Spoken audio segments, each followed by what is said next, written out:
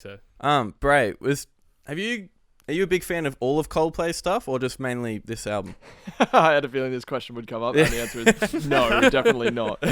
I was in a BWS the other day, and there was a song playing, and it like made me want to vomit. It was like the most disgusting, like tropical house bullshit I've ever heard in my life. And as soon as the vocals came in, it was fucking Chris Martin, and I was like, oh, dude. yeah. Like, he's already cooked it. He can do any tropical house song he wants now. Like, there's no coming back. Yeah, he's gone. Yeah. What about their albums after this? Because they're not as bad as their new stuff, aren't they? I like Rush of Blood to the Head. Yeah. It's basically like, for me, from like Parachutes, their debut onwards, it's like the next one underneath. So, like, it gets gradually worse and worse. Like Weezer. Yeah. Exact same as Weezer. Weezer, you can just rate them from start to finish, and it's exactly right. It's the like, you should have just quit while you're ahead kind of mentality. Yeah, but absolutely.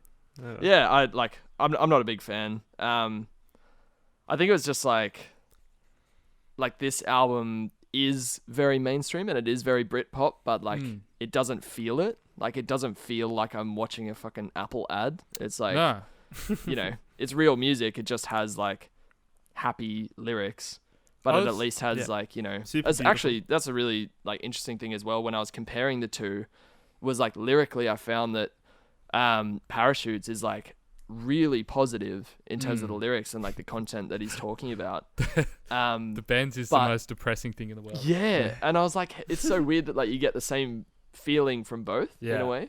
And it's, funnily enough, like one of the things that I've realized is what I love most in music is that like bittersweet feeling where like you've got happy and sad like intermingling together.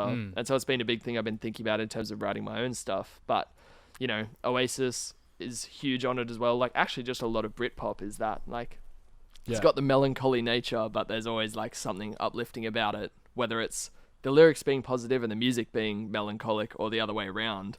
It's like always that interesting dynamic dichotomy to it. Yeah. I think what I found this week listening to the albums, the Bends is very unpredictable. For someone listening to the first time, I had no idea what was going on and I didn't know what was going to come next. Whereas Parachutes was a bit more, you kind of knew what you were in for. And it's not like necessarily a knock on it, but if you're comparing the two, definitely. Sure. Like there's a lot of just straight acoustic guitars on Parachutes, with a bit of phaser and reverb. But they don't kind of expand a bit more than that. I feel like it's it kind of comes down to what kind of album you like. Because to me, Parachutes is like it's a body of work. Like the whole thing sounds like one big long song that like tackles the same kind of issues and themes and stuff, and it like feels like a concept piece. Whereas to me, The Bends is like a greatest hits style of record where like they just wrote as many bangers as they could and like picked the best ones from it, which I don't know, like that's like, I don't know, I love that in records. Probably not as a listener, but like as a songwriter, it's like that's the approach I tend to take. Especially it's like a different era nowadays where like singles are a bit more of a focus than full albums.